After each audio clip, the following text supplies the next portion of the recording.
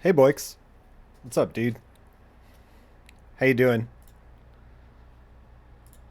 How's everybody out there? Um, we're gonna work on some Bruce Timm art today. It's gonna be exciting.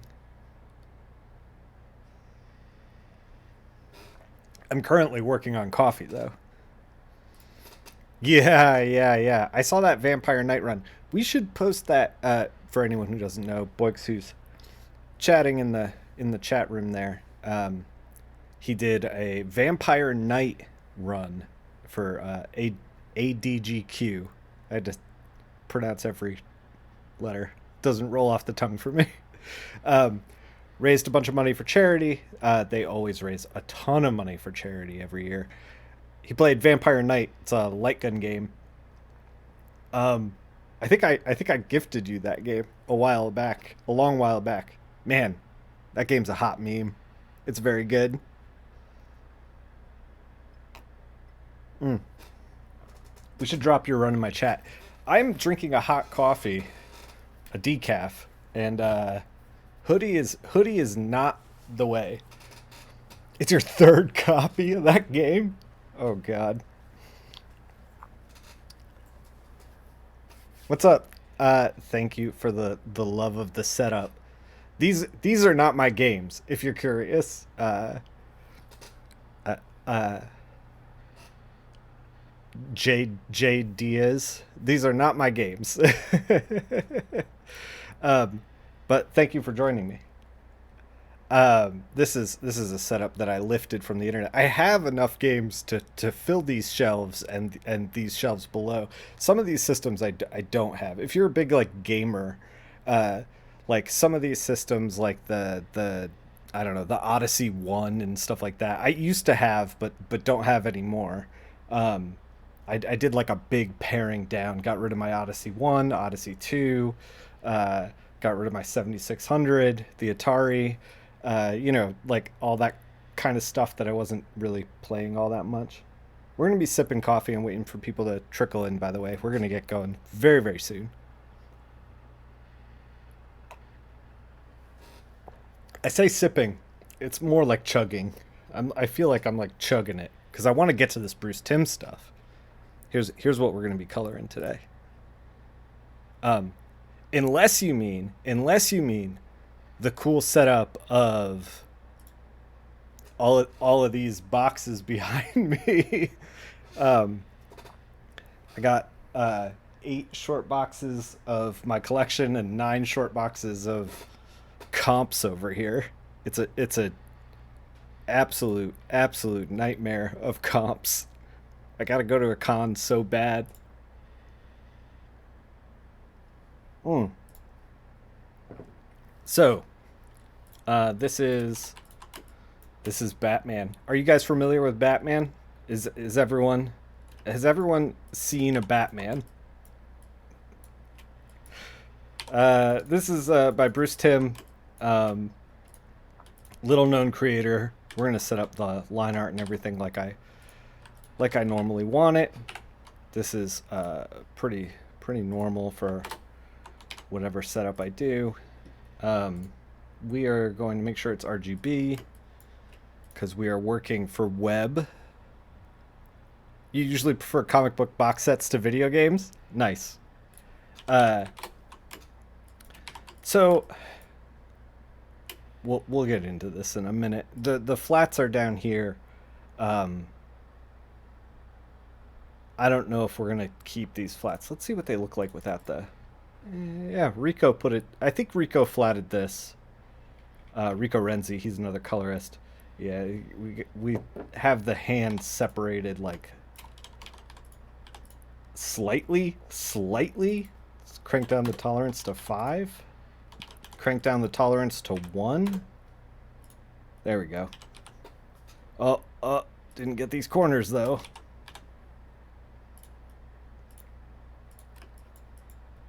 Didn't get this. You're working too similar, Rico. We'll just lighten those up for now, just so we can pull them apart. Um, I'm jumping the gun here. I'm anxious to get into it. That's the thing. I am jumping the gun ever so slightly. I think we're gonna like full paint it though. Like I don't think I'm gonna work from these flats. I might use the flats as like a guide. This is one of the images from the color jam, right? Yeah, yeah, yeah. You colored it a while ago? Yeah, so this is a color jam. Let me see if I can find some. We'll check the old Twitter. Let me see. Hashtag color jam, maybe? Colorist jam? I'm not sure what the hashtag is anymore. We're gonna do hashtag colorist jam and see what pops. Not a lot of. We're gonna scroll by latest. I'm sorry. This is riveting, visually for you right now. I'm sure. Just watching me scroll in another.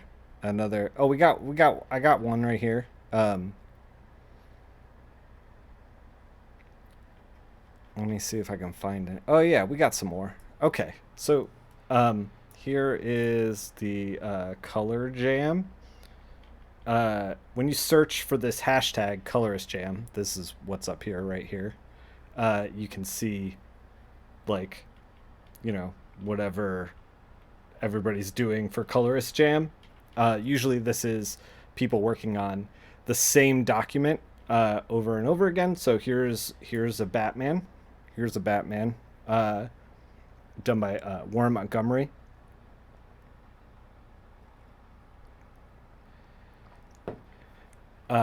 Looks pretty good, pretty straightforward Batman kind of thing. He's blending in a little bit of gray on gray there for my liking. Here's a really bold one, a lot of texture. I kind of love it.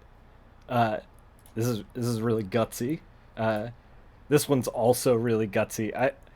Man, oh, this is yours in the chat. This one looks great. No notes, very fun. Not what you think of when you think of Batman, which is like also kind of cool because it like sets you apart and you got like your own distinct style to it. That's really neat. Looks like there was only a few Batman. Unfortunately, a handful of Sam Keiths here. Yeah, just a few Batman. We are going to push this over here. What's up, Rooftop Tango? How you doing?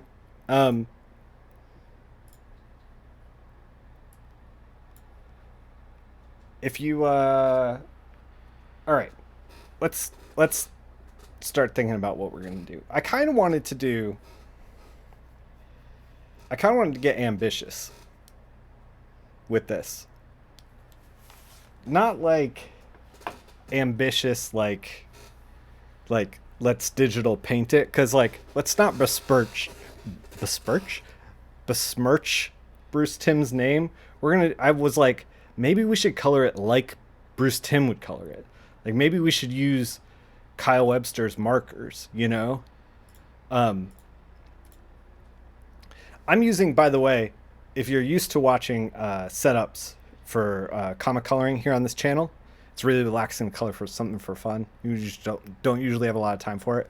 Yeah, I assume you're a working colorist. Yeah, I also do not have a lot of time for it. This is why I have not done a lot of it in the past year, but I'm trying to fix that. This year's new year, and I'm trying to fix that. We're trying to do coloring every Thursday on this channel. I'm going to attempt to color something probably in multiple parts that K. Michael Russell colored on his YouTube channel. This like X-Men page that was like a Wizard magazine cover by Andy Kubert. Looks super cool, so that's going to be next week. But Bruce Timm is this week. So I was like, we're going to color like Bruce Timm. That was my goal. That was what I was thinking. I was like thinking about it as like, how do we do marker rendering? And there's like a set of Kyle Webster markers. That's what you're looking at here on the right side. Oh, you know what? I don't think you can see my capture cursor. Yeah, okay. Now you can see it. These are all marker brushes built to kind of mimic how markers interact with each other.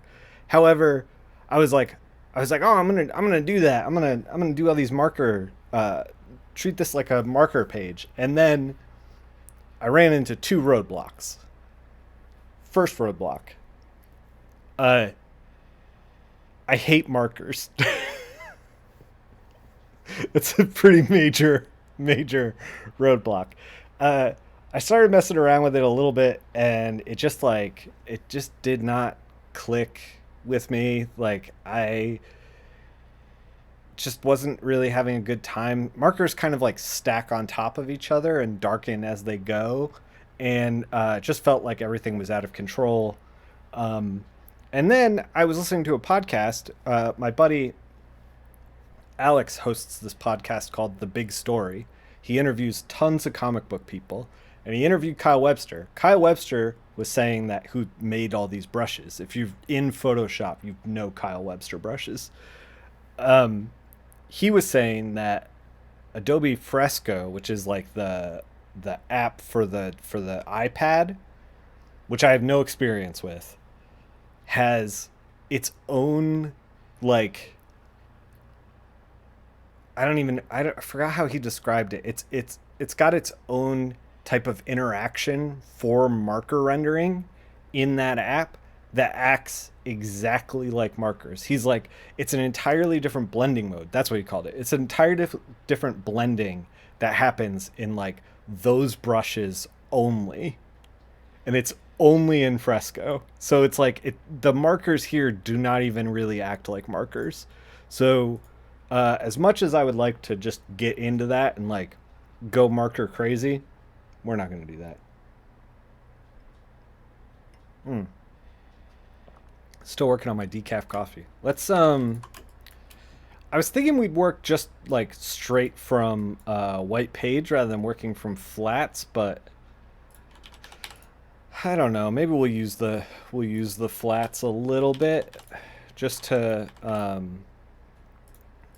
kind of get this to maybe we'll just use the flats. Maybe we'll just do a tried and true stream. Uh, oh, Rico actually, huh?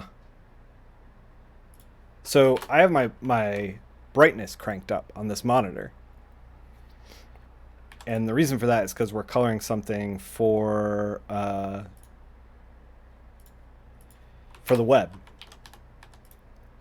Usually when things print, they print a lot darker.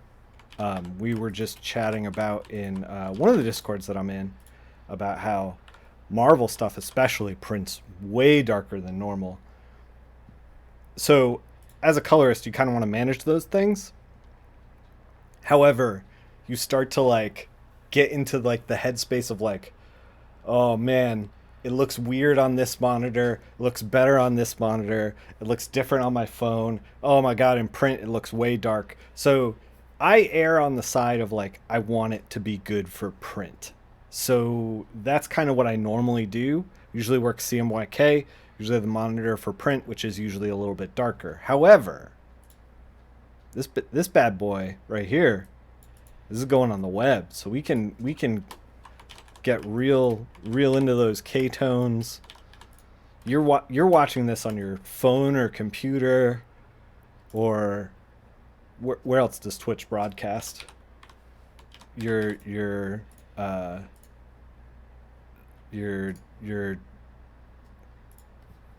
CPAP machine. I don't know.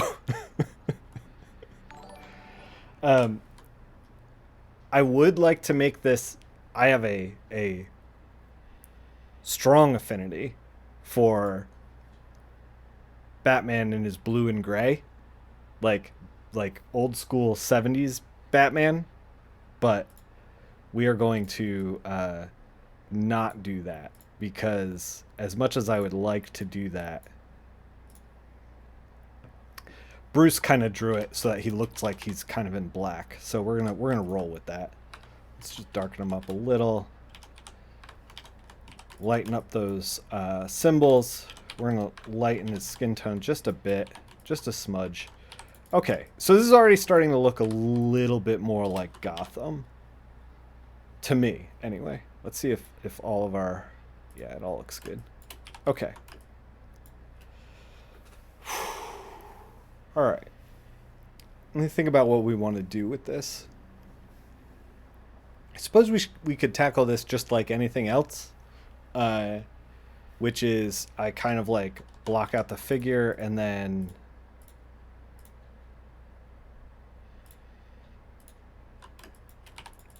add shadows and highlights and kind of like start to tweak from there. Uh, it was hard to resist the temptation to put the red color into the sky. Yeah, I think I'm gonna lean into full classic. Like, here's the thing. Okay. Here's the thing.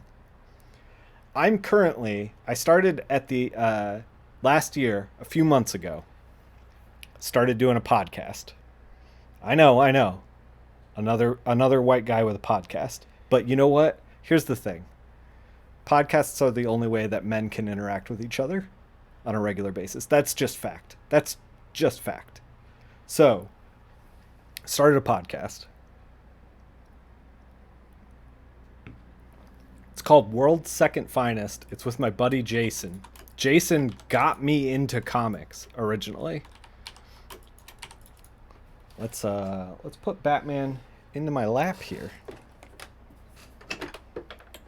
There we go. Jason got me into comics originally. 2 streams in 1 week. Yeah, what have you done with Nick Flurry? Hey man, this is going to be the new normal. I say right now, knowing full well that it will not be the new normal, but we're going to try to maintain as much as we can. Jason got me into comics when we were in middle school. We started reading Ash together. I don't know if you guys remember that book. I'm thinking about Light Source. Let's think about Light Source. And so we started a podcast, and the podcast is a new Batman Adventures book every month. And Batman the Animated Series had a Bat book coming out called Batman Adventures. So we cover a Batman Adventures book, which are, by the way, startlingly good. Like, even right out the gate. Like, I thought it was just going to be a children's book, whatever. But, like, we're just consistently blown away at the cartooning in them. The stories, they're all self-contained, so each episode of World's Second Finest is also self-contained for that reason. It just like functions really well. So Bruce kind of has Light Source like this. We see this in the leg here. And like this shadow here is creating like a little shadow. So he's definitely lit from above. So we're just going to roll with that rather than trying to get cute. He is Jigglypuff from above.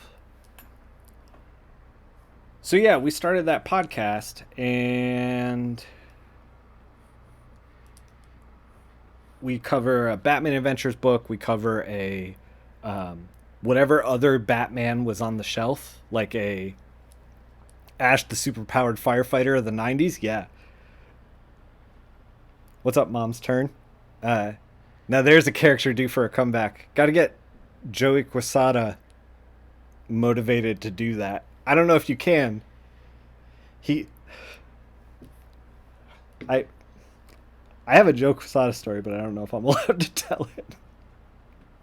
Anyway, the point is, Jason and I are covering Batman Adventures. We're also covering Batman, Detective Comics, and Shadow of the Bat, like whatever Batman book is out that week. So we inadvertently covered Night's End, Night's Quest, and eventually we'll cover Nightfall. But so every week is like a new month of Bat books. So we'll do Detective, we'll do Batman, we'll do Shadow of the Bat, and we'll do Batman Adventures, and then we'll do the to read pile, and we'll talk about just like whatever else we're reading.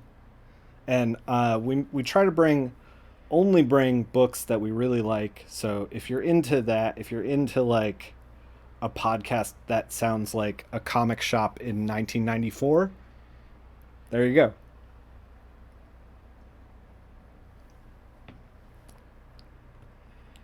I'm actually talking with him about maybe moving the to read pile, keeping it in the podcast, but also making a version for YouTube so that it kind of like gets a little more traction. I think that that section has legs of him and I just like talking about comics. I think it's got a little bit of legs,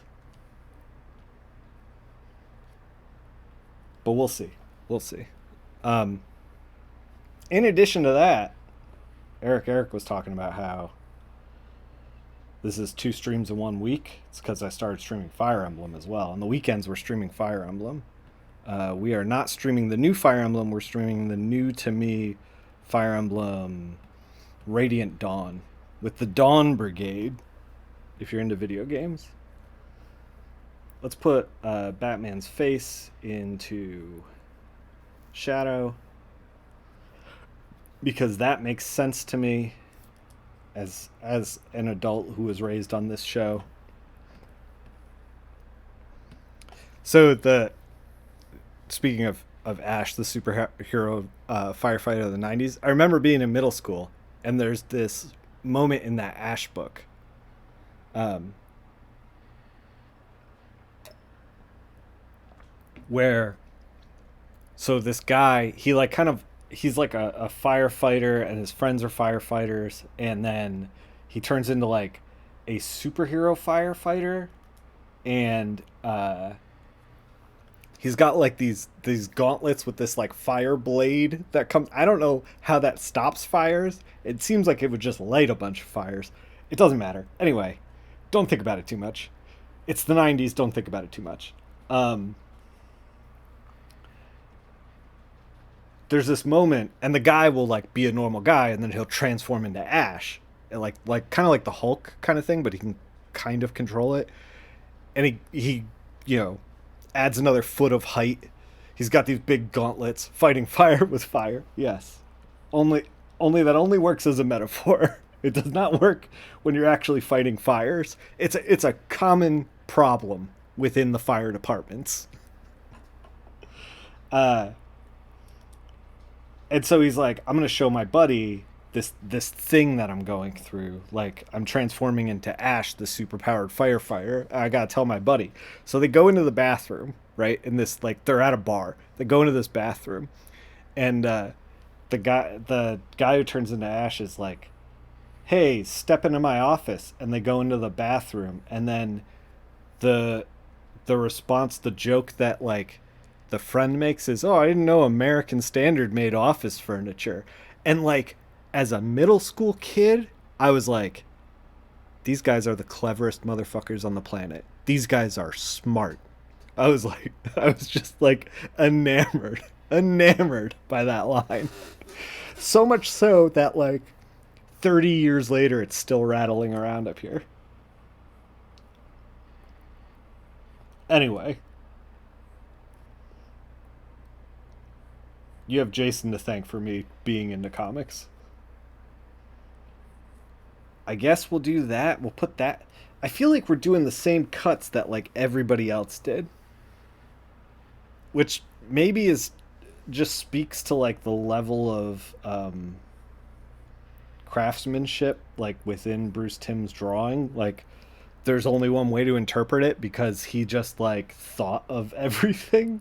But I don't know. Let's try to make this a little simpler actually.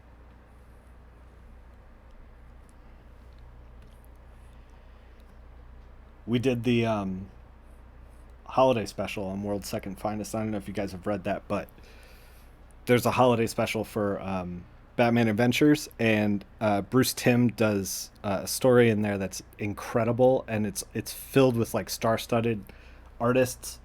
It's like the one with the Mr. Freeze cover on it. Oh my god, I had no idea how good that book was. I think it might be the best like put aside value, just like pure enjoyment reading a comic. I think it might be the best comic in my collection. It's just bonkers good.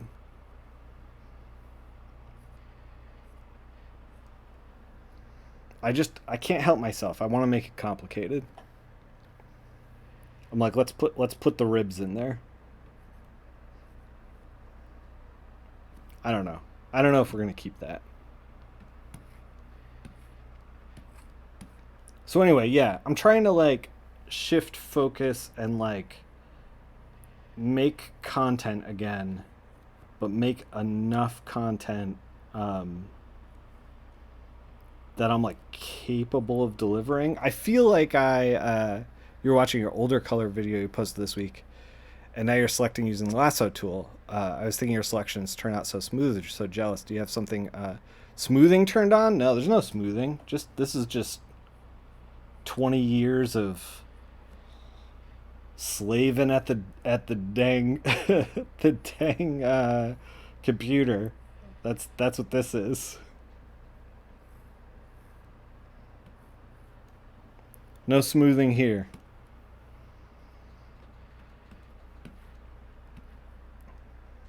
Okay. I want. Does anybody see what the problem is? Because there is a problem. We have kind of like light coming in here this way, right? So we have this like this curve right here, this curve. And then we go down here and it's absent. Like this is the empty area. So we got to fix the thigh because it doesn't work with what we have going on in the rest of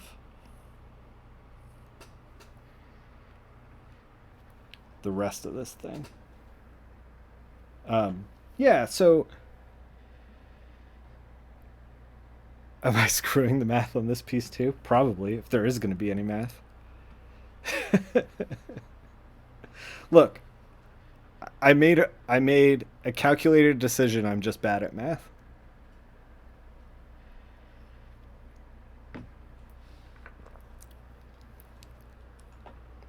What's up, Bernardo? Uh, okay, so I think that fixes the problem there. Let's just throw down a color. You know what? Actually, I'm sorry. I keep bumping the mic because it's like right next to this palette thing on the right side. We're gonna throw this in another layer. Set it to multiply. Fade it just a bit. Okay. The reason I did it that way, trying to work smarter, not harder. So the reason we did it that way was because then we can uncheck contiguous, click on the empty space here, and then work the empty space. So we can just fill it with red and then fade that, kind of see where we're at. All your risks are calculated except for ones that are not. Yes, exactly. So we have our red here, right? This is our red layer, and then we have a layer of shadows, and then we have the actual flats. So in order to like kind of unify a palette, you got to mix one color in with everything. So this is kind of like my starting point for where I want to figure out what we're going to do with this piece. The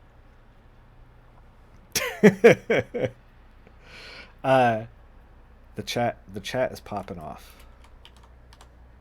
So I'll kind of like sit here and usually kind of tune this in, try to figure out exactly what we're doing here.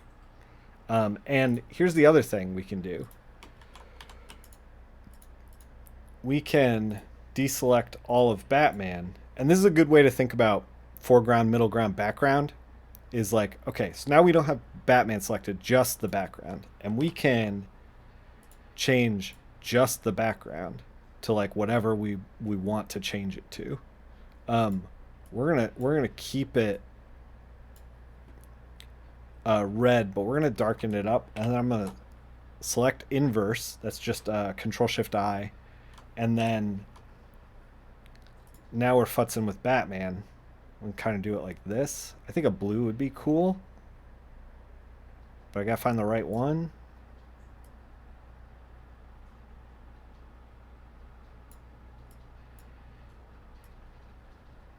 Dial it in. There we go. That looks good. Okay. Obviously, we're going extremely old school. So this is kind of like my starting point of how I've been working these days. And if you notice, the layout's a little different than what I normally do. Like if you've watched any stream in the past 5 years I've been streaming, My layout looks slightly different. I've customized my toolbar here, did that in the settings. I got extra tools here, and then I have brushes over here. I'm right-handed, so I just put everything on the right side.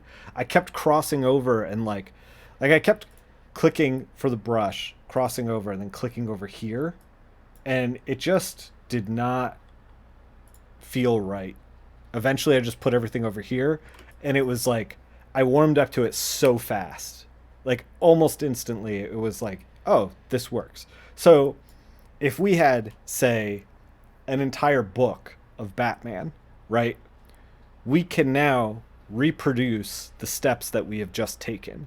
Like, we have, for all intents and purposes, like, we could have every single panel of Batman outside, at night with these base colors, and then we can do our shadow with this color right here, right? Like in this lot, multiply 70%. We do the same thing, and we can easily pick out this color by just copying, new, drop it in, be like, okay, I need this color, Batman 70%, done deal, multiplied, done deal. So we can like reproduce it across an entire book. And then it's like this highlight color. We can be like, oh, okay, well, this is 28%. I don't know if we're going to stick with it, but like, here's what it looks like. The white is actually empty. It's empty. There you go. This is what it looks like. So we can take that and kind of reproduce it easily. I don't know if we should do 28%. Maybe we should do more. Maybe we should do less. I'm not sure. So I kind of like, if this was multiple pages, I would do this for multiple pages, the whole scene, right, in a book. And then I would go in and I would flatten it. So I'd take these three layers there, flatten them, merge them. And then we just kind of like get in here and make changes that we need to make. We're going to take this red. We're going to go full Batman the Animated Series. And like just get really, really dark with it on the top, and real red on the bottom. We can even get into this. So if you're new to Photoshop and its interface, when you select a color, like I have in the palette here, I have this red. It exists in this space right here. If we move higher, you see this little exclamation point pops up. We can click it, and it'll be like, nope, you want this red. And then you're like, no, I want this one. And you're like, nope, it's going to be that one. That means that we're out of the printable range. RGB is a higher, like has more colors to it than normal CMYK, but this is not going to print, so we can get this very bright red and use it. The Batman animated series is one of the strongest TV memories you have of your childhood. I believe it, because I am right there with you. We're gonna figure out what we're gonna do with these buildings. I have strong, vivid. Batman the Animated Series hit me like a freaking Mack truck. Like, I was kind of like, felt like as a kid I was kind of like into weird stuff, but like I hadn't like I was like kind of trying everything, you know. And can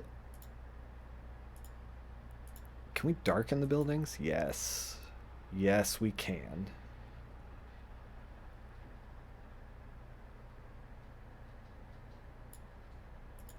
Drop saturation. This is looking good. And so I was like, with iconic characters like Red Claw. Hey, Eric. Red Claw eventually became a classic character that made her debut in the regular DC books just recently. just recently they were like, hey, maybe Red Claw. So, there you go. Yeah, the Bruce Timm designs just sear into your brain. So, yeah, I was a kid that was just kind of like, at the time I was just kind of trying everything, and I didn't really know like what I wanted to do, or like I was drawing and stuff, but I wasn't like, I was kind of directionless. And so I saw Batman the Animated Series, and it like just lit my brain on fire. And I we're gonna lock this flats layer so we don't mess with it. Um, yeah, kind of just set my brain on fire, and then I started to just like binge all the episodes. A friend of mine up the street, this guy Justin Volpe, shout out Justin Volpe. He was recording all the Batman the Animated Series episodes on VHS tape off the television. He was recording that. He was recording He-Man Master of the Universe reruns and X-Files episodes and Twin Peaks episodes. Those were like the four things. So he had like a pile of VHS tapes. And so he let me borrow. He like lived down the street from me.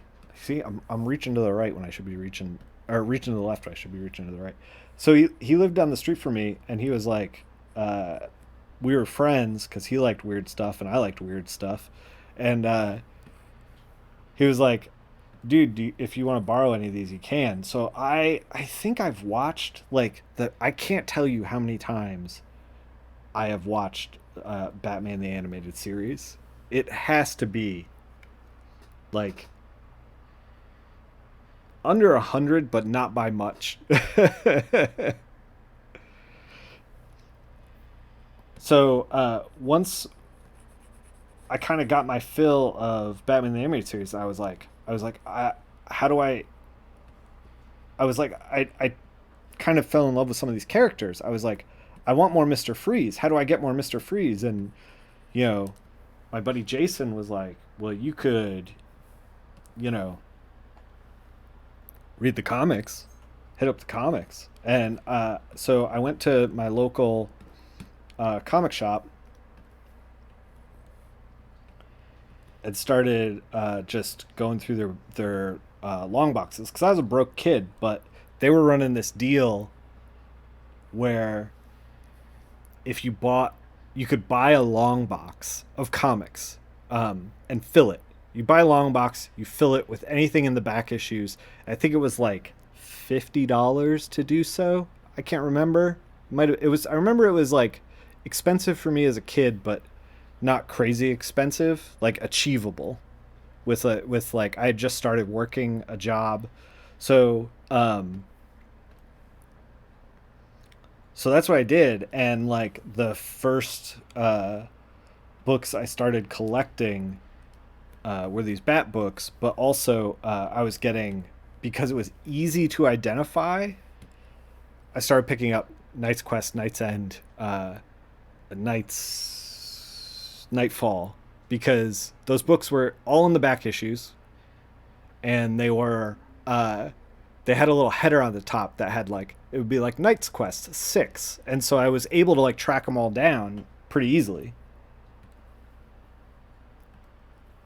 And I read those, and I was like, "Oh my god, Batman's crazy!" And I'm shocked that those books did not dissuade me from checking out Batman. What is happening? What are you doing over here? Because some of them are not great. I'm bumping the mic. I'm bumping the mic like crazy. We're gonna move it. Sorry about that. Some of them are very fun. Some of them are not great. But I was also a kid and I didn't understand like,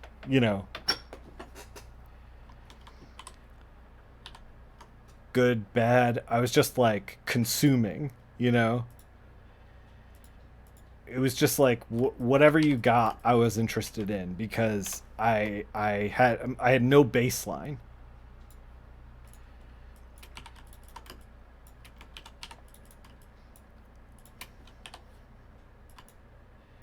We're gonna like almost black out this building. This building right here is like the most foreground, so we're gonna pull this dark color up here and fill it so that it pops forward a little bit.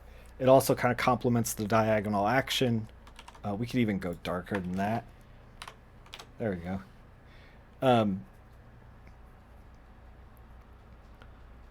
Yeah, and then I was just all in on comics at that point. Like, that was also the time when like Spawn was new, and I picked up some X-Men Jim Lee stuff, and it was just like, yeah, just smitten. So yeah, Batman the animated series also absolutely burned into my brain. That's why we did World's Second Finest podcast, to like check out those Batman Adventures books, see if they're any good. And shockingly, they are excellent.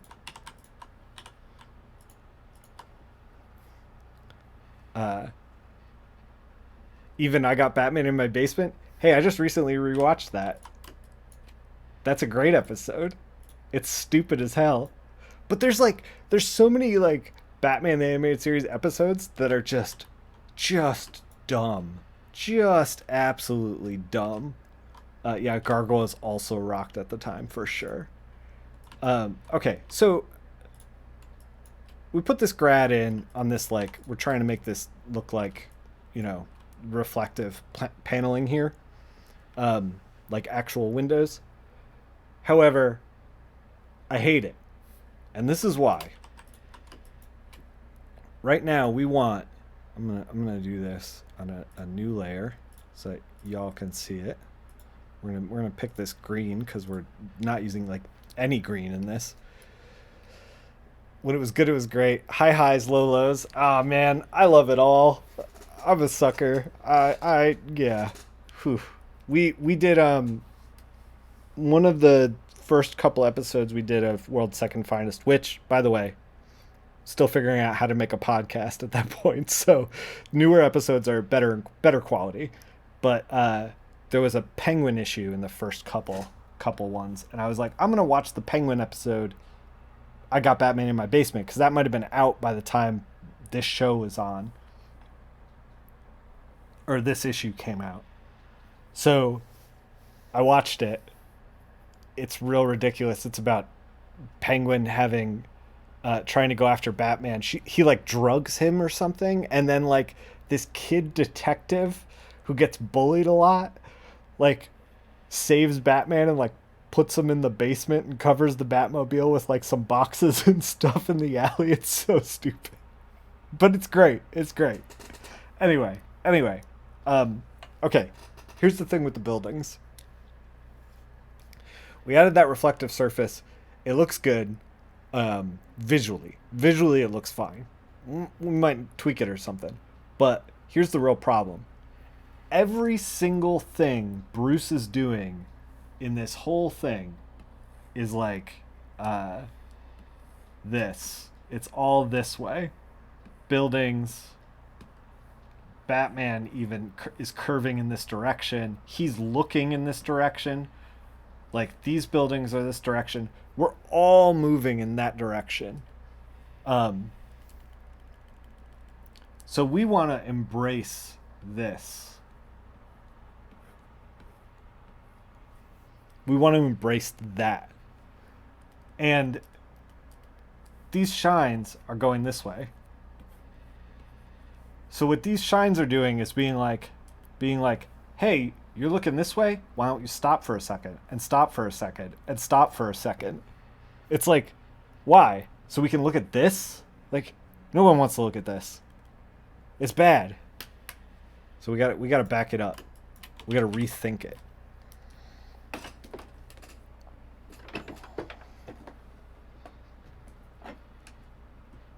The kid's ultimate dream to be the hero of the hero. Exactly. You get to save Batman. Like, what kid would not want to save Batman? It's so good. It's like kid power fantasy. By the way, so, you know, Batman the Animated Series was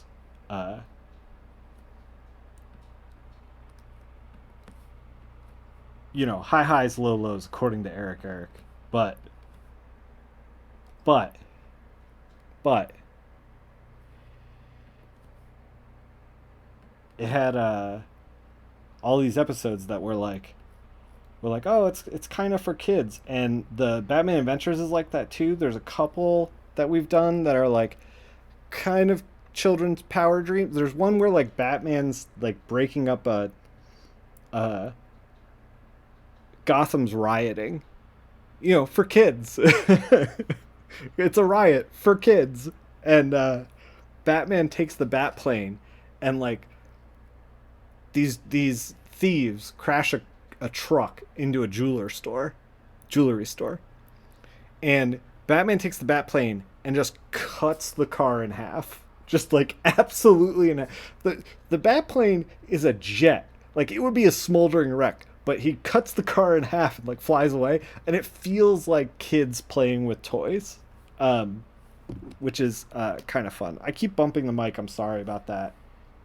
We're gonna find a better place for that mic.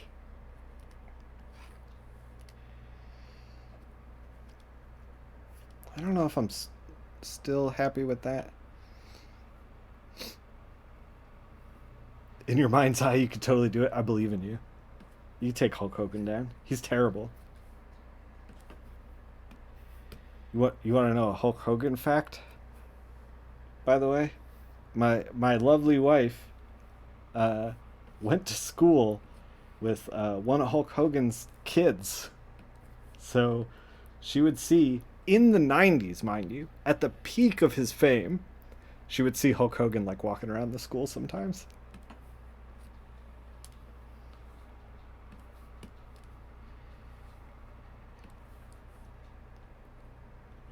Uh, did Rico flat this or not?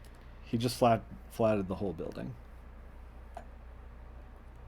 Yeah, I can't imagine like Hulk Hogan's a terrible person. Let's put that aside for a minute.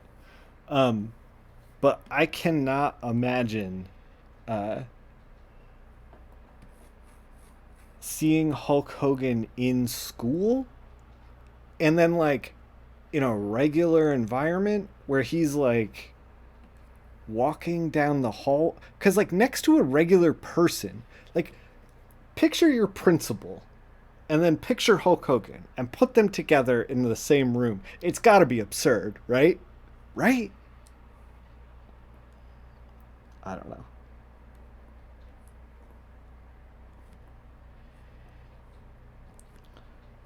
Rico not flatting these windows at all. At all. Is it possible to get my money back? Not at this point. I don't know if these are tight selections. These look like they're not tight selections. It must suck to be somebody's kid who's famous. Yeah, I agree. It's got to be not a good time. Okay, I'm just realizing something. Okay, I'm realizing we're gonna address this in a minute. Um,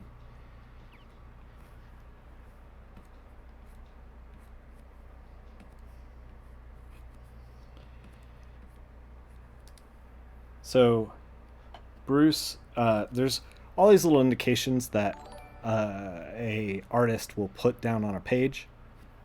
Thank you everyone for the follows, by the way. I've been seeing them slowly come in. My chat box is covering up the box that has the follows, but I see it and I appreciate it. Thank you.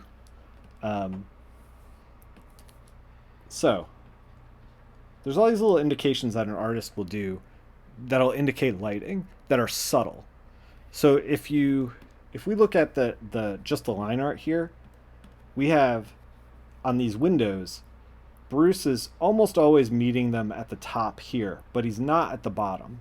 Like this is kind of gestured in, and yeah, my follow animation is Batman.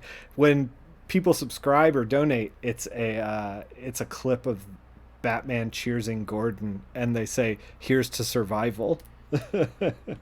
Yeah, Batman's in the DNA for sure. So what he's drawing here, if you look at it just the line art, here we can look at just the line art. I can illustrate exactly what I'm showing. What he's showing here is that like there's light here. So like the idea is that this is the darkest part of the building, here, here, and here, and that there's a little bit of light here. If we did something like this, like kind of illustrates it. So there's like a little bit of light here. Maybe not exactly like this. This is fast and loose, but there's all kinds of stuff like that that artists will do. You tried the unfollow refollow? Too bad. You only get one. So we're going to lean into that and try to amplify what Bruce was putting down here.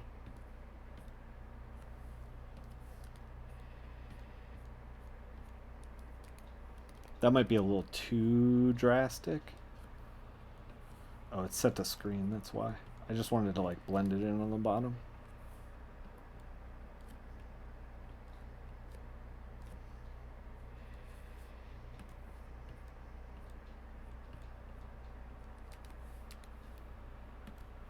Oh, so one of the things I did over break was kind of like take stock of like what I want to do with the stream and what I want to do with what I actually have time for. Because I feel like last year I was like, I got time for all this stuff, and then I just didn't have time for a lot of it. Um, even the stuff that's easy, doing the Fire Emblem streams, like playing a video game, easy for me. Like this what we're doing right now takes mental bandwidth for me. Yeah, so we're trying to blur out these lines because he's stopped putting these lines in. Like, when he drew it, he was like, okay, thick line up here, and then like as we go down, it kind of gets thinner, and then just kind of trails off like this. And that's you can't see that. It starts thick, and it gets thinner and thinner and thinner, and kind of trails off. Like we're gonna echo that with light. He's drawing light, so we're gonna not fuck that up. Basically, we know Fire Emblem. We've seen you do combat. We know it doesn't take mental bandwidth. Look. Okay, real talk. I attacked somebody in Fire Emblem. I lost.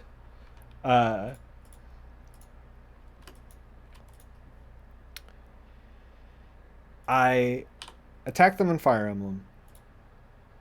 Whenever I do the math, I always kind of like round it in my brain and assume that the game designers have made it so that it will like perfectly work. I assume that someone at Intelligent Systems at Nintendo like figured this thing out, figured out the math.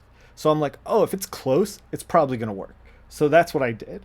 And I do that literally every time I play Fire Emblem, and literally every time I'll get surprised at least a few times, and that's what happened. That's what happened that day. So what I'm saying is, it's not my fault. It's Intelligent Systems made a bad game. That's what I'm saying. We're gonna also black out this side. This is tricky. Okay, now this is tricky. Because, like, I do want to, like, kind of black out this stuff. But I also have to get, like, Batman's cape, the edge of his cape here, has to be a noticeable shape. We don't want to start to, like, drown out the shapes. Making the no sound? It might be my computer. I took my headphones off.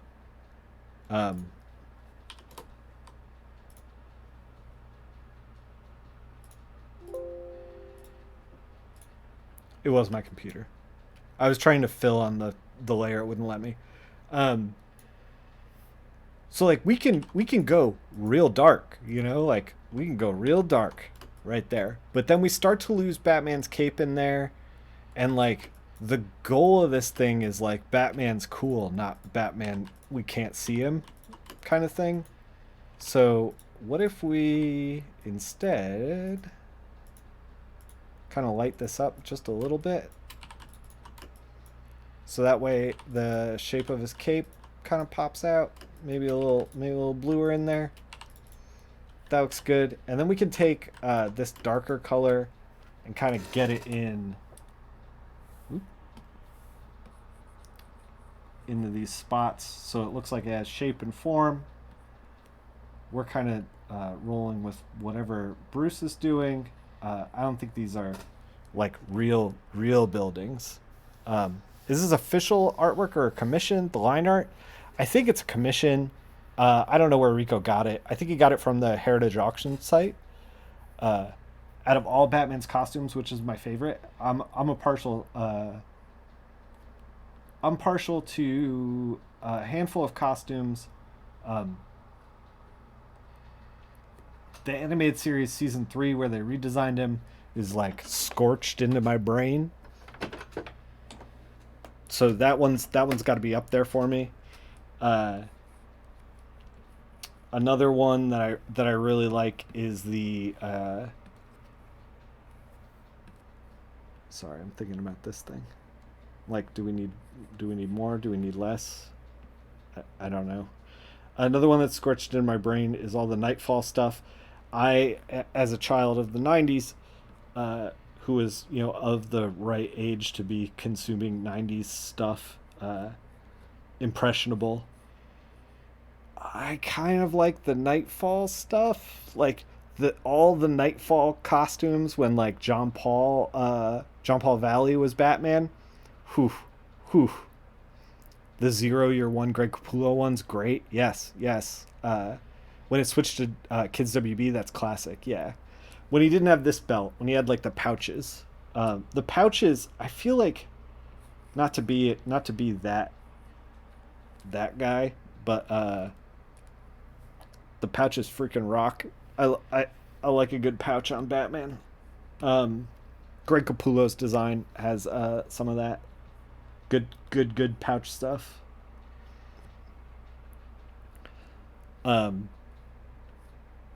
Man, Mazzucchelli drew a great Batman. Frank Miller drew a great Batman for all Frank Miller's faults. He's maybe not the.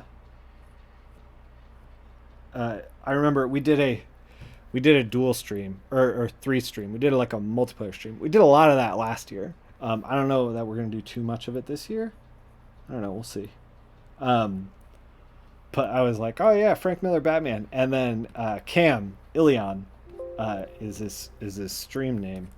He was like, oh, Frank Miller, fucking fascist. I was like, oh god, I had no idea, and he was like, you should read 300 again. I was like, okay. I haven't read 300 again, but I'm taking his word for it. The Batman Beyond suit is a stone cold banger. I remember, man. Speaking of Batman animated memories, problematic Uncle Frank. Yep. Speaking of Batman the animated series, I remember Batman the animated series was on. I bought the art book for the Batman animated series, and in the back, in the very last couple pages, there was a sneak peek at future Batman, and it was the Batman Beyond stuff, and I was enamored. I was like, what is this thing? Because I was also in those long boxes at the comic shop. I was also collecting 2099 stuff. So I was invested in like the 90s idea of whatever the future will be. Yeah, just like absolutely enamored by it. Okay, we're going to select these and kind of unify them a little bit up here. Because they're a little bit drastic. They're a little distracting. Okay, we're just trying to fade them back just a little. Maybe we even knock out that line art. Maybe. Let's toy with it.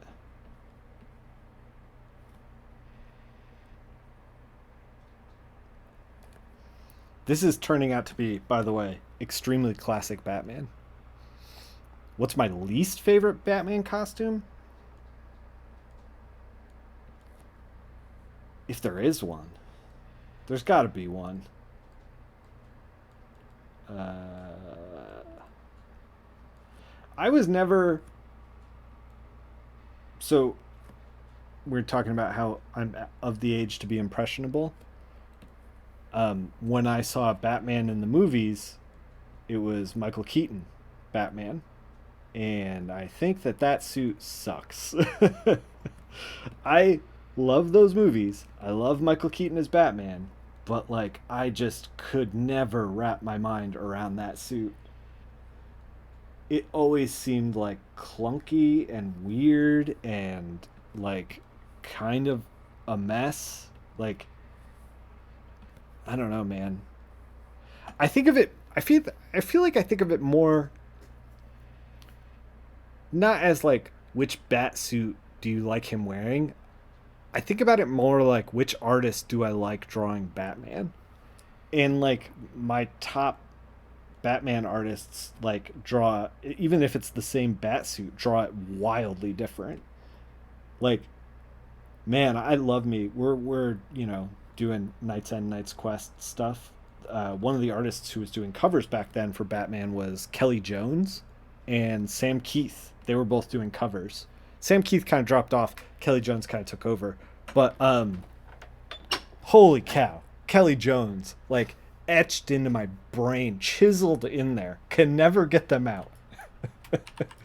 uh,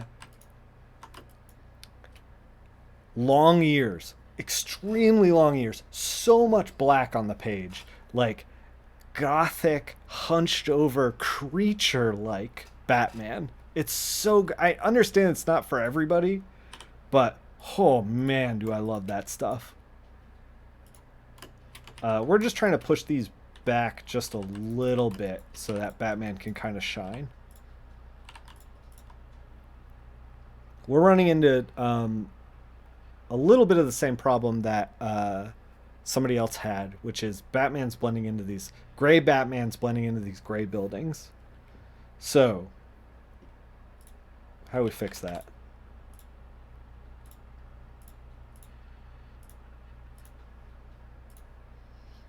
Should we add some red to them? Maybe. A little bit of sky, little chunk of sky. Nope, that don't work. Add a little blue. Maybe, but Batman's blue, so that kind of doesn't really work. Future State Batman? I can't even recall exactly what that is.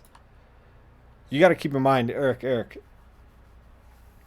Uh, I'm reading Batman in 1994 currently.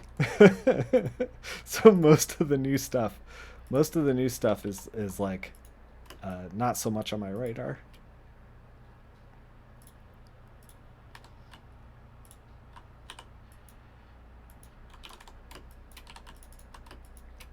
All right. So, this is kind of how I handled this, like push this building back so that Batman pops forward. I don't know two things. I don't know if we're popping Batman forward enough. First thing. So we're going to try to work on Batman and get that to work. The second thing is uh this doesn't really happen in real life. This looks like there's a cloud or something in front of the building. Um Surely I must have a fondness for the winter outfit in Batman and Robin movie. Of course. Who doesn't? Winter Batman.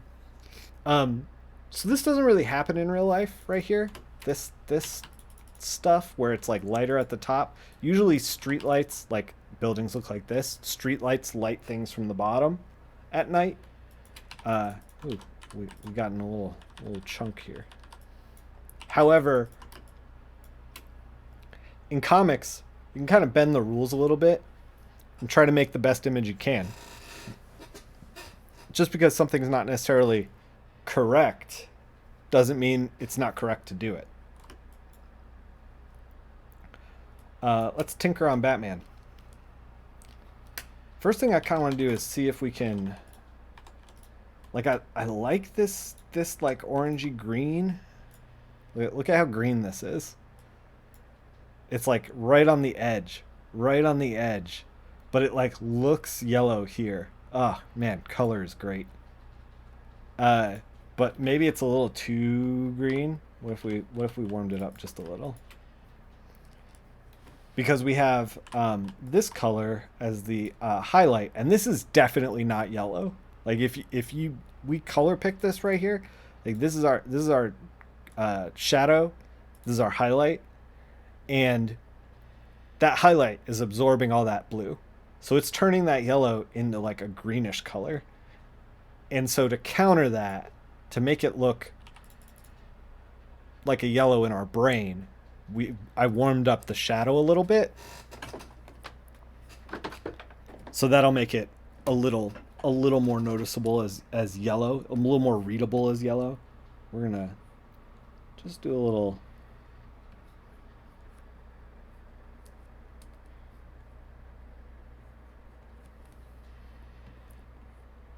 I don't know if this is. Here's the thing. Here's the thing with working on Bruce Timm stuff. His stuff is so simple that it's like I'm making it complicated now for no reason. It's like it doesn't need it. It doesn't need it.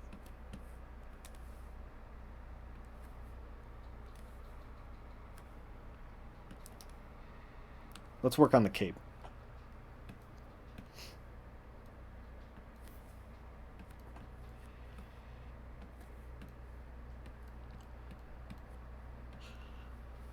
All right, so we want the cape the way Bruce has drawn this. He did it in a way where we can make the cape kind of halo Batman's head so that we get his nice shape. Right now, this cut right here, this curve here, not where we want to be at all, because it's like muddying the silhouette that's going on in that cape. There's a reason why this is negative space. Why he left this white rather than like putting in more folds or whatever. It's because he wants Batman's head to be noticeable. So we're gonna darken it up top, and then we're gonna full on lighten it down here.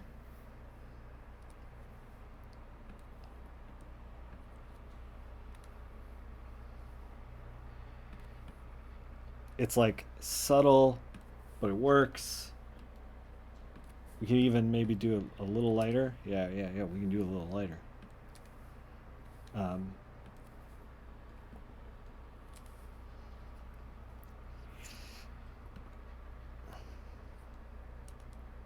I went on I rebought. Do you guys remember the comic book Fringe, or not Fringe, Flinch? Remember that one? It was a horror anthology. I'm kind of going deep on horror anthologies lately. I just read um, The Silver Coin, which is also kind of a horror anthology with a little bit of a through line through it. And I've been collecting House of Secrets, House of Mysteries, old stuff from the 70s. Really enjoying it. Really on this horror kick, right? And I read that holiday issue of Batman Adventures, and I was like, "Oh man, Bruce Timm can freaking bring it." I was like, "Dude's just a legend, you know." So I was like, I gotta get. I had it, sold it, and now I rebought it. This Flinch comic that he did a story in, and it's like a very adult, so like these two people who like hate each other, um, and that's like their expression of love. Like they just beat up on each other, and they each hire a hitman on their anniversary to like kill each other, and then like it all comes to a head where they're just like we love each other, they're all bloody and everything. And Bruce Timm drew that, and I was like, oh man, I gotta get my hands on that again. Uh, so I did.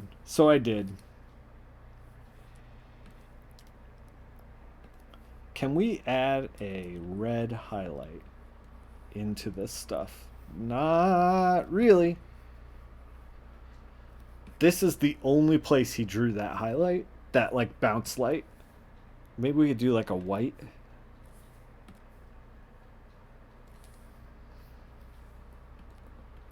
Maybe dial it down just a bit. Yeah. So he put this highlight in so that his arm wouldn't get lost.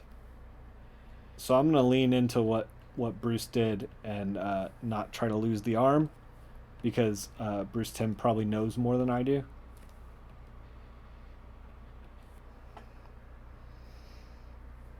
When we had Ash instead. You know what's kind of wild about reading Batman the Animated Series comics? And this is something that I didn't realize was happening at the time, but Nightfall, Night's End, Night's Quest was happening, and that is like years of Batman content, and there's no Bruce Wayne in it. He gets his back broken by Bane, and then it's John Paul Valley in the bat suit, and it's not Batman. He's freaking Iron Man basically, with like a bat skin on it, and he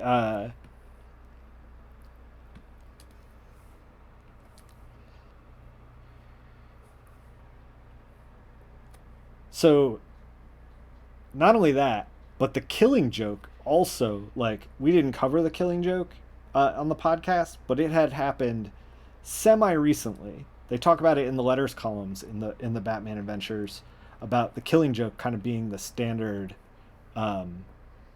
Batman story for whatever reason. I love the Killing Joke, but the '90s were a grim dark time, man. We really wanted those grim dark themes, and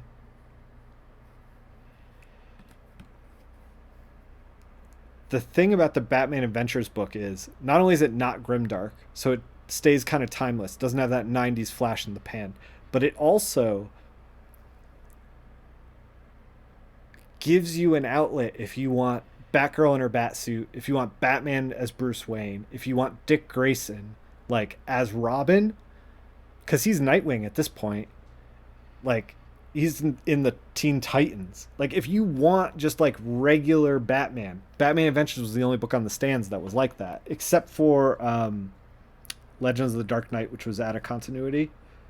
But yeah, it's like it's wild to me that like this book was not more successful than it was, because it's so different than everything else out there. Like, and it's exactly what Batman, and you read the regular Batman issues, and fans are like, we hate Jean Paul Valley, like Bruce Wayne is Batman, what are you doing? Like, and I'm like, yo, comic readers, come over to Batman Adventures. Like it's not so grimdark over here. Like, we know what you want.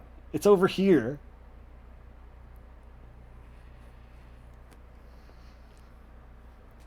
We need grimdark to balance out a booming economy. Yeah, and a sole global superpower.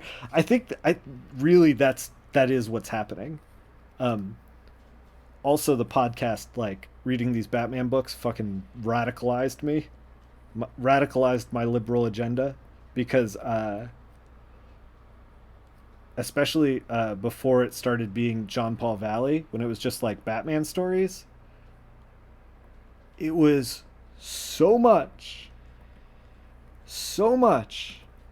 like fear of gangs was like the thing. And it was the '90s, you know, like fear of gangs was a thing in the '90s. And it made me, since it was like so prominently featured, it made me start to like dig into what was going on with gangs in the '90s. Oof. I don't like that leg at all. There's too much going on in his left leg. This leg right here. There's way too much going on.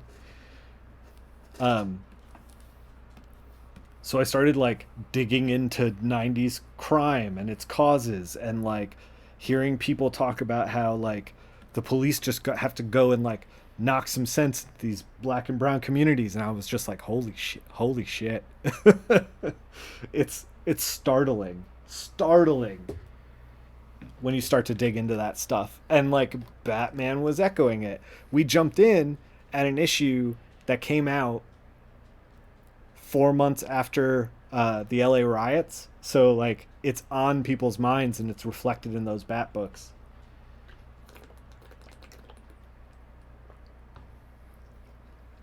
What I'm saying is, doing a podcast about Batman from 1993 fucking radicalized me. That's what I'm saying. That's what I'm saying.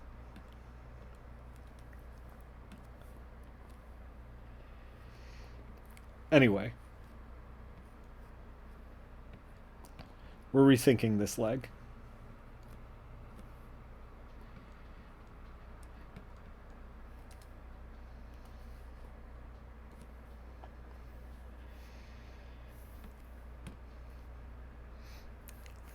Gangsters wear glow in the dark paint. I learned that from Batman. Yeah. Batman Forever taught me that. If you want to be get taken seriously by your gang, glow in the dark neon paint is the way to go. The 90s for Batman are such a weird time, like as expressed, like they're trying to be like gangs, but they're also like not really over, like there's still like a little bit of 1960s like Adam West Batman in there, the Batman television show. There's still like a little bit of old chum going on in there, which is a weird thing to like, I don't know, kind of parse. The 90s, man, a weird time when everything was fine as long as you didn't look at it too much, and the economy was booming. So who cares? Okay, I think we're almost there. I want to try. I want to try a thing before we call it.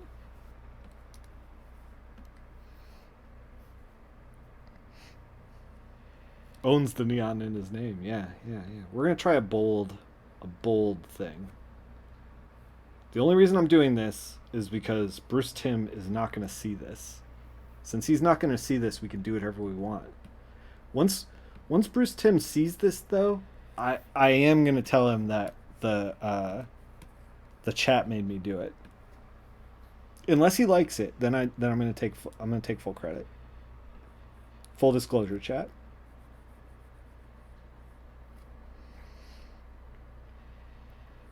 And everyone had thought bubbles. Man, we just read a crossover of for Night Quest with Catwoman, and the fact that everyone has thought bubbles really sucked because it was like you read the Batman book and he's thinking in all the captions, and then you read the Catwoman book and she's thinking in all the captions, and it's the same story, just like part one, part two. Oh my god, it's so difficult to read. Man, the 90s. It sure happened.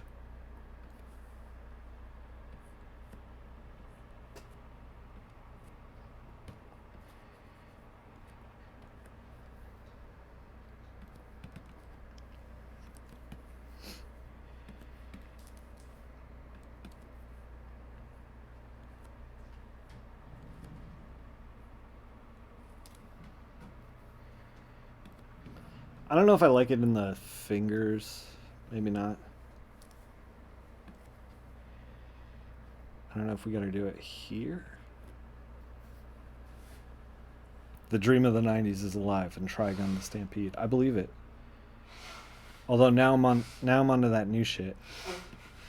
I just ordered a guy at the comic shop uh who works at the comic shop that I go to keeps being like, dude, dude, you have to. Chainsaw Man, you have to. And I'm like, I was like, all right. And I read the first one and I was like, it's fine. Um, and he was like, okay, you got to read, just give it two.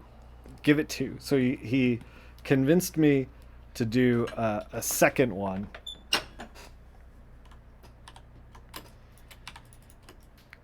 Uh, this bold line is simultaneously really great and also very bad in places. Trying to get this to work. Trying to. Maybe it's not working in the hand. Maybe that's the problem. And so he was like, I was lukewarm on the first trade of Chainsaw Man, and then he was like, give it two. He was like, just do two. And I was like, I can do two. They're $10 a piece. It's not a big deal. Um, this is what your podcast host said about Chainsaw Man 2. So I read two this weekend, or this past week, and then I was like, fuck it. And I ordered 3, 4, and 5. So we'll see. We'll see what happens. He's more tolerant of Shonen Jump tropes than you are. Yeah. Man, I couldn't. Kaiju number 9, number 8, whatever it's called. Couldn't do it. Couldn't do it because it was just too manga-y. Like everyone's overreacting to every line. Everyone's yelling all the time. I was like, I just don't. I'm an adult. Please get me out of here. I'm an adult.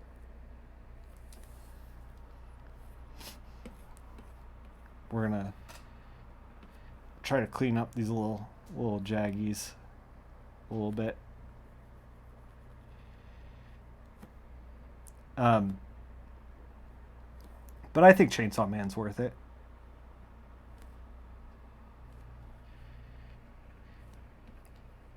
The second one hooked me at least. We'll see how 3, 4, and 5 are. I like literally just got them today. I got them today, and then I was at the grocery store, and I'm in like kind of a rural area, kind of, and so normally people are just normal people, normal God-fearing folk, and this daughter was in with her mom, and she had a Aesop Rock hoodie on that was like oversized. And I was like, that's cool. And then I noticed she had Power from Chainsaw Man tattooed on her leg, like huge on her leg. I was like, that rips.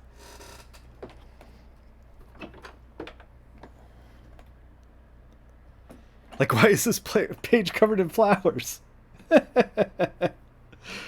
that happens in manga. New character shows up, covered in flowers, full page spread. What are they doing? Why are they here? What's going on?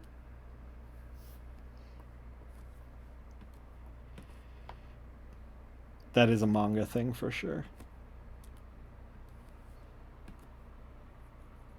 Man, I've been part of the reason why I jumped into Chainsaw Man was because I feel like I'm ready to jump into something more long form, but I feel like Chainsaw Man is not going to satiate me because it's only like 11 volumes out right now.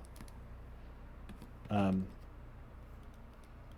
so okay, this sucks. This white line here for his foot, because it's reading as his foot turned away from us, like the underside of his foot, and that's not the pose that's happening. I think we're done. Maybe. Here's something. Here's something to think about, right? Eyeballs, that's a thing. Should we just like, oh, 20% is, or 20 pixels is too much of a feather. 10? Should we just see just a little bit of glow? Just a whisper. Only 11 volumes, yeah, quote unquote. But like, you can read a volume in an afternoon. That's only like a week of reading. At least for me. I consume a lot of comics, but like, Manga's quick, you know. Uh, so I feel like I'm gonna get caught up on Chainsaw Man very fast, and I'm gonna be like, I want long form. So I don't know. I was thinking about maybe getting that 50 Years of Love and Rockets hardcover that's coming out or came out from Fantagraphics. I think I might jump in. I think I might. This is the thing. It's like it's 50 years of Love and Rockets, and uh, I have not read a single panel of Love and Rockets, but I know it's going to be good. I know it. It's going to be great. And so I'm like, I should just jump in. Just get 50 years of it all at once. You know? It's like I'm no idiot. Let's do this thing. I know it's going to be good.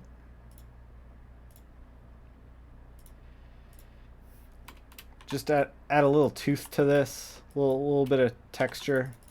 We could actually shrink this a huge amount so it's not so big. Um, we could actually Love and Rockets, one of the series you feel very bad that you haven't read. Yeah, 50 years of Love and Rockets. 50 years. Wait, does that make sense? Makes sense, right? It's been running since the 70s. 40 years? 40 years. Hold on. Let's look it up. Love and Rockets box set. Fantagraphics. The first 50. First 50 classic 40th anniversary collection is what it's called. So I screwed it up. It's literally 1, 2, 3, 4, 5, 6, 7, 8 hardcovers, 8 omnibuses. This is it right here. Look at this thing. Mm, that's some good comics. Oh, that's some good comics.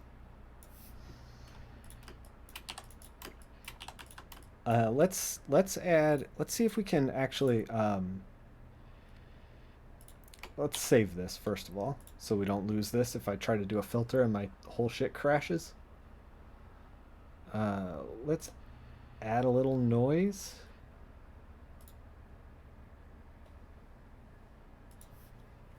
Fade the noise. This is like so stupid. This is so what I'm doing currently. Like like looks really good. Looks really good when you're right up close to it. Looks so good. We can even should put it up like little tooth, little whatever. But then everyone's gonna view it on their phone at like this size. No one's gonna see any of this grain. No one is gonna enjoy this. This one's for you and me. That's it. That's the only people. I think we're gonna call it. Uh, Man, it feels good to work over some Bruce Timm. Whew. I think I think this young upstart in the animation field might have a future. I think this young Bruce Timm upstart might have a future.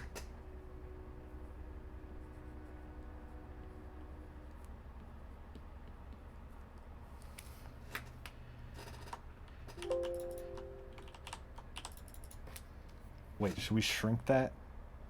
I don't want to. I don't want to. I don't want to like.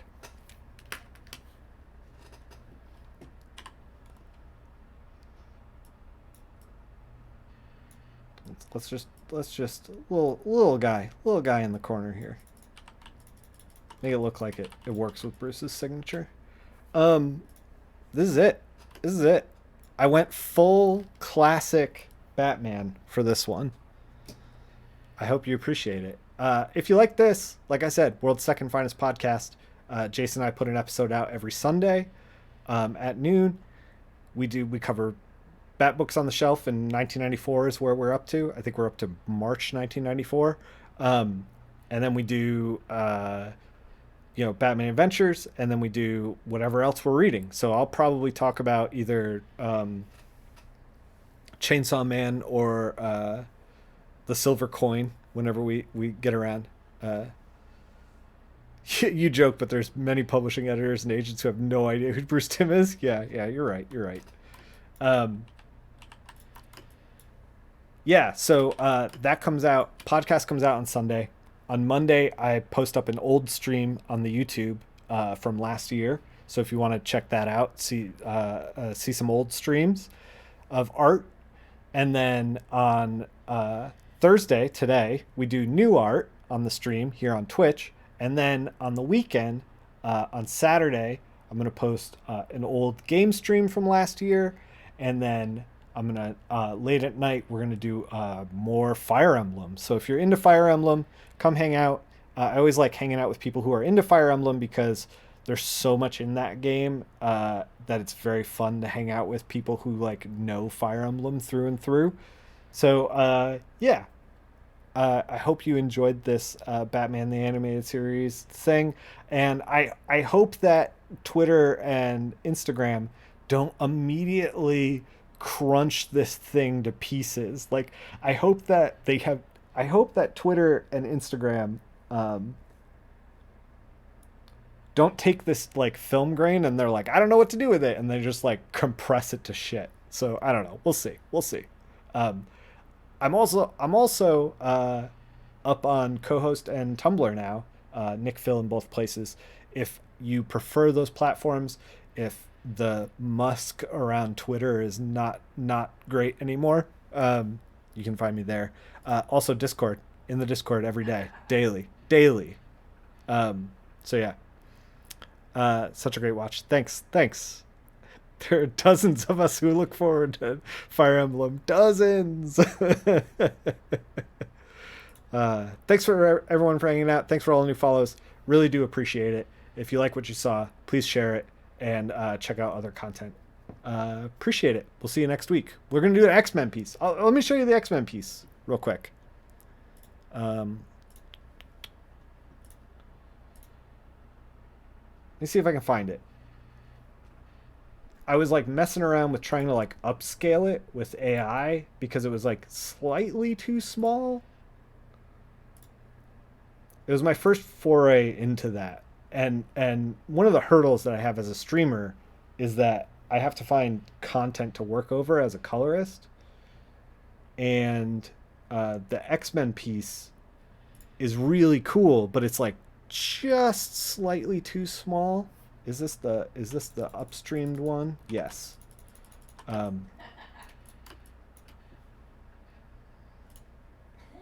Ew, Tumblr, don't do this to me. Uh, this is the X-Men piece that I think we're gonna start working on. I say start because, oh baby, there's a lot going on. We got Cable over here. He's got hair all over the place. Cyclops is just blasting. What's happening with Psylocke's leg? Who knows? We're gonna find out. Andy Kubert drew this. I'm very excited to tackle it. And if you like, K. Michael Russell did a colored this as well. Go over to his channel, check it out. Type in K. Michael Russell X-Men Andy Kubert. I'm sure it'll pop up. He did it in 3 streams, I think. So yeah, it's gonna be super fun. One of the things that I'm really excited about is there's so much goddamn smoke on this piece that I think it's gonna be really fun to play in this space. So we'll see how that goes. I may start flat it for like a couple hours with you guys, and then finish flatting it off camera if I don't get done with it, because it's gonna be a lot.